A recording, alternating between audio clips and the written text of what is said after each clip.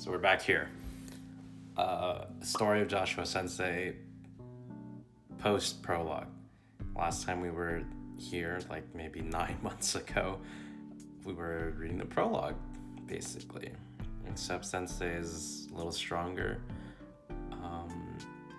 I didn't really get far, so there's not really much to talk about. So the only thing we can do here is to keep reading and see what becomes of this fanfic. So next up we have downtime 1. I know there's like 20 downtimes across the 100 chapters. I'm not reading that far. I don't know how far I'm gonna get with this. I think I'm probably gonna kick it by chapter 10. Unless these downtime chapters are like 30 words, because with 560,000 words over 100 chapters, either some of the later chapters are genuinely 100,000 words, or each chapter, no. Each chapter is around 5,000, not 50,000. If each chapter is 5,000 words or 5,600 words, it's just too much. It's too mentally draining more than anything, but reading the chapters verbally just takes so long, especially when it comes to a story I really don't want to be reading. So without further ado, downtime 1. The day I started working as a teacher here in the strange city of Kivodos was about a week ago, though I've also spent some time researching this place. Kivodos is called a city, but seems to be more the size of a small country. Rin wasn't exaggerating when she said Kivodos has thousands of schools. Each school has its own district and is run by their student council, with the general student council overseeing all others. High schoolers running a city? The mere prospect of that worries me. For the record, the central area of Kivodos, where Shalai and the Sanctum Tower are, is called the DU district of Utnapishtim.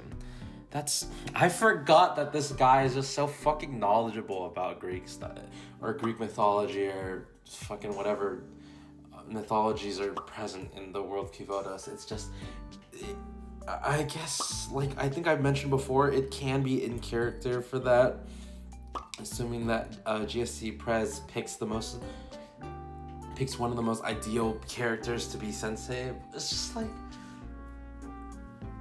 how do you know this stuff out of the top of your head? It's so niche, whatever. No, it's fine. That's the guy in Mesopotamian. Yep. That made an ark when the world flooded, similar to Noah in the Bible. How odd, more and more mythology references. The DU district also contains the city's police force, Valkyrie Police Academy, who patrol the DU. As for the other schools, they have to do their own thing, as Valkyrie won't help them unless absolutely necessary. There's also members of the GSC who guard that building. Dude, you just typed GSC 3 times, bro. We gotta tone down our acronym usage here. They're also called in when Valkyrie can't handle something. Well, either them or SRT. I don't know much about them, save that they're Kivodos Special Forces. Apparently, they were run by the GSC president herself, and only her, but now she's gone. I hope they find someone to take up that position. Also, the people of this world are just as odd. There are 3 types of residents in Kivodos. First are students, young girls who attend one of the many schools here. They all carry guns and have a halo above their heads. They all appear mostly human, with some having horns or wings. Next are the other 2 residents, the adults. Why are the adults a single category despite being 2? It's because all adults are male robots and anthropomorphic animals. It's strange seeing cats and dogs walking around on 2 feet, wearing clothes and talking, but oh well. Truth be told, I thought I was having a fever dream when I saw them. This also brings me to why Yuko was surprised that I was male. There are no human men, or students. From what I've read, human men are like a myth. There haven't been any in a long time, only being recorded in old stories and the like. There's also, oh my god, no! There's also a whole genre of romance novels centered slowly on a character being with a human man. I run a hand through my hair in frustration. What a mess. Another strange thing is the curriculum of the city. The girls are taught usual subjects like math and stuff, but they're also taught warfare tactics, hence the guns. Also, I am the only teacher in this city. Sure, the academies sometimes get guest lectures, but for the most part, they're taught using recordings on tech notes or Blu-ray discs, BD discs for short. I don't care. This also shows why the delinquents of the city aren't feared. Since they don't go to school, they don't learn tactics, so they're much weaker and less competent than those that attend regularly. Also, students' halos allow them strange powers, like Wakamo's flower thing. Each student is encouraged to develop a unique ability using their powers. Yuka's barrier was strong, but Kivoda's tech couldn't make something that strong unless it was something much bigger. Yuka merely used her calculator and her Halo's power to make that barrier. It's the same with Hasumi's big shot that took out that tank and Shinatsu's healing. I realized that Suzumi's stun grenades might have been boosted by her Halo as well. As for the building I'm living in now, it is massive. I feel like that was mentioned in chapter 1. The 3 topmost floors consist of my main office in the middle, a recreational area below, and my living quarters at the top of the building. The remaining floors are either empty or are used for storage. The floor with my office is pretty grand as well, containing an AV room, a full gym with seats, a small but well-filled library, a full classroom with about 20 desks, a chemistry lab, and a full-on shooting range. The recreational floor below the office is for Chalet personnel and students only. This floor, too, was spared no expense, containing a self-study room complete with tables and the like. A training room filled... I just realized there's no reason to read any of this. This accomplishes nothing. Well, maybe, in the future when they actually use this equipment, but it's I'm reading this and I'm nothing's happening. But yeah, it's downtime 1, so I get it. I don't know. It's there's no one here, there's no one else here. We'll add another character, please. I'm just gonna... Runa explained the floating rock in the basement was the matter creator. Gave it my clothes and made some spares. My stomach grows loudly, interrupting my thoughts. Since I started working a week ago, I've yet to get a break from paperwork. My days have been nothing but working, eating, and sleeping. Haven't had a chance to go to the store. Oh, we're gonna meet Sora? Fortunately, there's a convenience store at the bottom of the building, Angel 24. Open 24 hours a day and everything. I've been going there to get coffee in the mornings. The grocery store is only a few streets away, so I'll go there when I have some real time. Entering the now, I guess, because you're entering the unless the grocery store is different from the convenience store. Bro, how stupid am I? No, how stupid am I? I'm jumping to conclusions. That's my fault. Entering the convenience store early in the morning, I hear a shy voice call. Oh, welcome to Angel 24. Looking at the counter, I see a young girl working the register. Strange, she wasn't here in the past few days. It was just some robot guy. The girl is short, around Arona's height, and has long blonde hair, split so that it reveals her forehead. She has bright blue eyes and wears the blue and white Angel 24 uniform. Her halo is blue and has a small inner ring with a diamond in the center. She also has small white angel wings coming from her back. A complaint I had about this fanfic last time is that the descriptions just drone on and on and on. It's when we get introduced to a character, rest assured, the next paragraph is dedicated to showing you exactly how they look, because it just takes utmost importance over literally everything else that's going on. The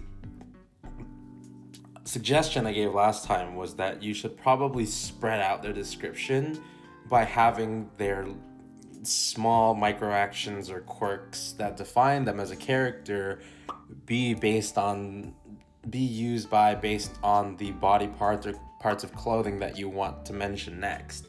Otherwise, you introduce this character and there's a big pause button, big stop sign, where I get to see what they look like, as if when you meet someone for the first time, everything stops around you as you spend the next 20 seconds of your conscience psychoanalyzing the character and how they look. That's not how it works. I mean, we'll just see if it keeps happening, because it happened way too much in the first couple chapters, and it's already happening again. And when I interrupted myself reading that description of the buildings that I've already forgotten, because of how haphazardly and how suddenly we just get introduced to those buildings as if they matter in the moment, which they do not. The problem is they don't matter in the moment. So you're asking me to retain this information that I don't care about, because nothing is happening in those locations. I don't know what was mentioned earlier. Was there a gym, I think, and we're not using that gym? And how he mentioned the grocery store, I thought it was the convenience store he was talking about, because that's what we're focused on. And then he brings up a grocery store that surprisingly he does nothing to actually describe, probably because it doesn't really exist in the actual game. whatever. It's not like most of these gripes I have with these reviews. I'm not even complaining about the story. I'm just complaining about how reading the fanfic is actually difficult due to the author's writing quirks. But it just varies from person to person, so whatever. Where am I? An adult? Are you the sensei person I've heard so much about? She says shyly, seeming almost afraid of me. Yup, that's me. My name's Joshua. It's nice to meet you, I say, trying to dissuade her worry. It's nice to meet you too. My name is Sora. This is my first day as a part-timer here at Angel 24. The girl's really wary of me, huh? Say, you look a bit younger than the other students, I point out. All the other girls were a fair bit taller than her.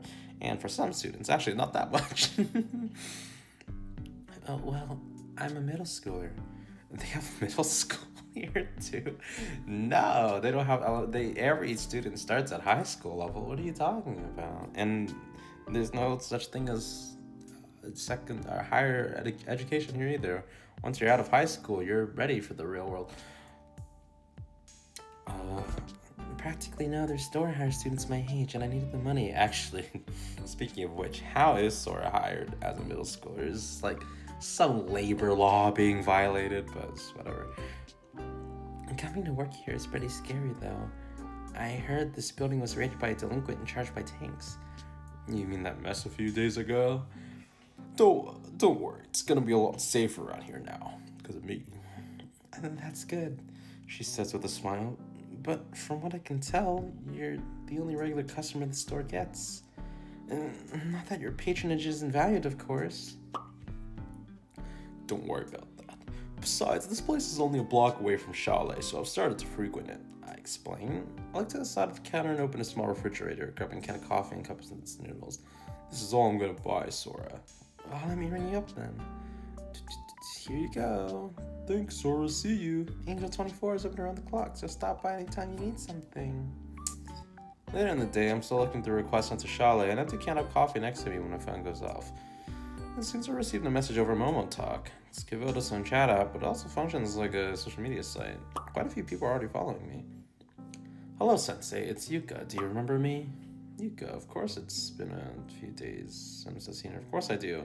Wow, it's almost like the actual Momo Talk conversation that you have in the tutorial of the game. Well, that's a relief. I'm glad I got your contact information. I sent you a message because there's something important. Shasta hasn't been reimbursed for the mission to reclaim the club room. When will the invoice be sent out? Invoice? I think I saw that somewhere. Of course, bullets aren't free. I think this is literally word for word what's in the tutorial. Hello, Sensei. I brought the invoice I mentioned in my message. It was written at the time. Oh, you're eating. Let me tie you to your desk. Are you eating instant noodles? Diet exclusively noodles can't be good for your health. You shouldn't survive on just noodles and coffee. I'll make time later. You better. Oh, these receipts, you not sort them? So, does this sensei... Well, let me guess. This sensei doesn't have anything to do with clubs, strawberry, gotcha games, and Gundams. You don't keep a checkbook? Who's that? Oh yeah, and actually, the fact that Yuka knows Arona, I guess we'll look through this. Sensei, gather all your receipts up. From now on, I'll be your... no, that's not worth reading. Oh, I'm Arona. I guess you could call me Sensei's assistant. It's nice to meet you, the tiny OS says with a smile. Oh, Masa Yuka, it's nice to meet you too, Arona. Okay. Seriously, you're an adult. You should handle this by yourself. Never had a card or anything before, so I never needed to do this stuff. Really. I'm the only one who helps you start your receipts like this. If you don't start taking better care of yourself, I'm not gonna help you anymore. Okay, so I'll go get some real food later. Angel 24 chicken sandwich 3 days ago, 500 yen. Kivota's uses yen. Yeah, that actually is a detail that makes 0 sense in this story, but whatever. Geez, Sensei, this is the kind of thing you could easily do by yourself. But I don't mind doing this for you. From now on... Oh my god, I forgot she was a hardcore tsundere in this story. If you spend anything over 5,000 yen, you have to consult me first. Why do I have to consult you first? Well, if I want to take care of you, then I have to stay on top of your spending habits. It's for your own good, so please just do it. Alright then, I'll consult you first.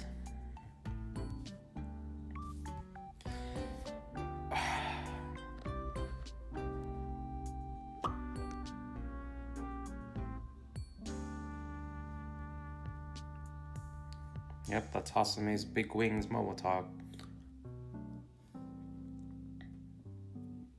Who's this? Saruki.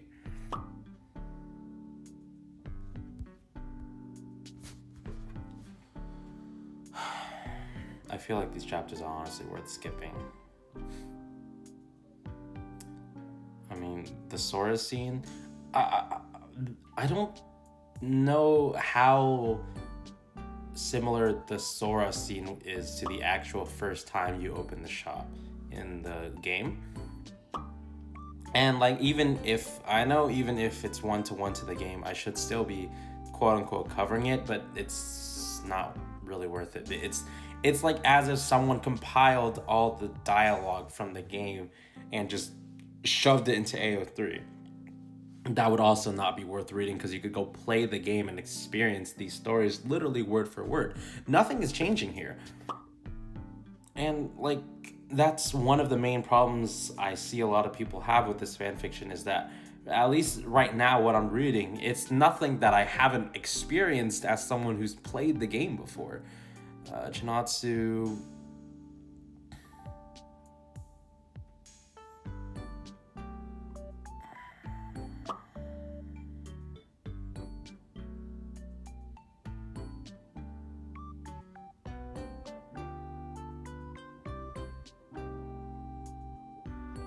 Ibuki...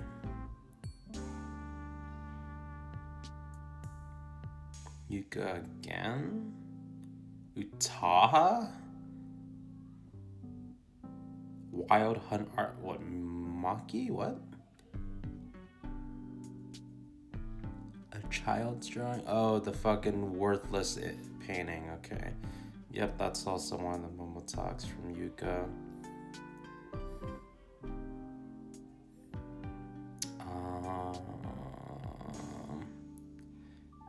Is Austin Beaver in here too?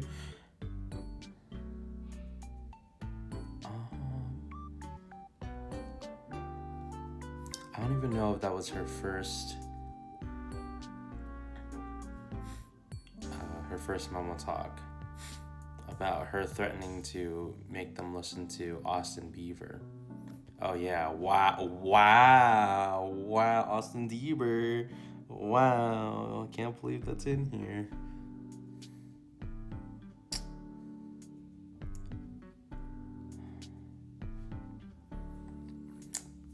More interactions, Sensei Meteori.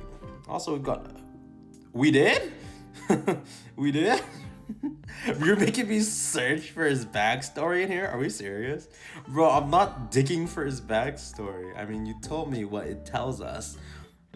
He can certainly strike fear into others if need be. Oh, I clicked on someone's profile. I apologize. Woo! We get to start the Abydos arc. How long is this chapter? Not that long. Okay. Oh, look, it's backstory. Look, it's backstory. Wait, this is hype. Gene. Thanks, Josh. Hey, Josh, let's go hang out. What is this? What the hell is this? Nothing personal, Joshy boy. You piece of shit. No hard feelings, man. We just want that bounty. Ricky, stop. I'll fucking kill you, Rick. The CEO of Galveston Enterprises was found dead this morning. I'd like to see you try. You're done for, Joshy boy. Stop. I'll kill you, you bastard, even if that's the last thing I do. Images flash by in my head rapidly, one horrible memory after another, each one seemingly worse than the last, over and over and over and over and over, until a new memory appears, one filled with calmness, yet sorrow. Rain falls, the world is engulfed in grayness. My body lays helpless and unmoving on the cold, wet concrete. The Shidam chest lays next to me, darkened, its screen pierced by 3 bullet holes.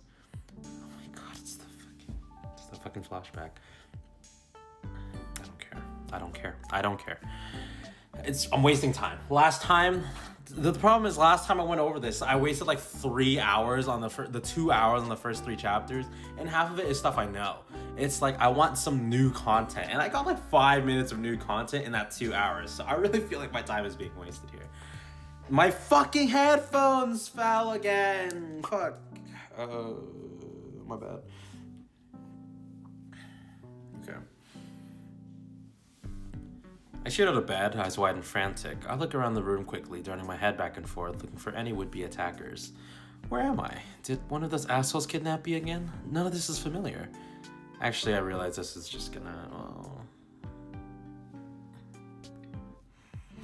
So basically, something about his flashbacks being merged with that vision of Terror Shiroko. Takes 2 goddamn weeks to finish looking through all the requests, all except one. To the advisor of the Federal Investigation Club. Yo, what's up? It's Ayane. We're cooked. Please help. I couldn't just check it or give it to Rin. This seems to be something serious. Okay. Actually, I do want to preface this. There's no way this specific letter from Ayane just seems on paper any more urgent than some requests that might look like this. If it takes 2 whole weeks of constant busy work to get through all the requests, there are surely hundreds of requests that look more urgent than Ayane's request on paper. So there's no way that this request specifically looks like it's particularly life-threatening, any more so than any of the requests that he previously ignored could have been. All Ayane is saying here is because our academy is being harassed by a local gang. Okay, well, she is saying the school will fall to them, but it's like, in your head, how small is this school that a local gang is threatening to take down the entire school? Like, it sounds unbelievable that an entire school is being threatened by a local gang.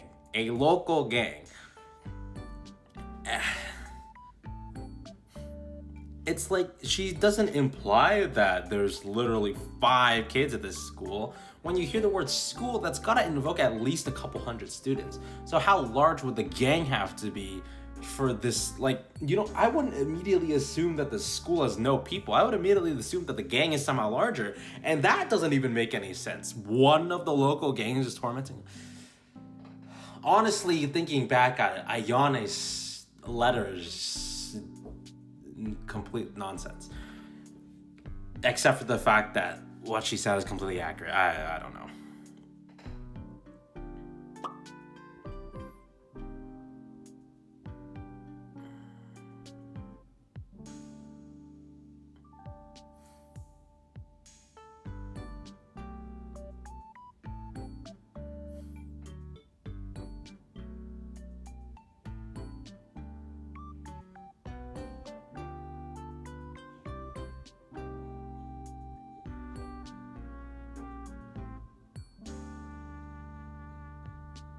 I can't fucking do this. I can't fucking do this. I can't do this. It's a waste of time. I can't review this. I can't. I'm done. I'm not doing this anymore. I'm not.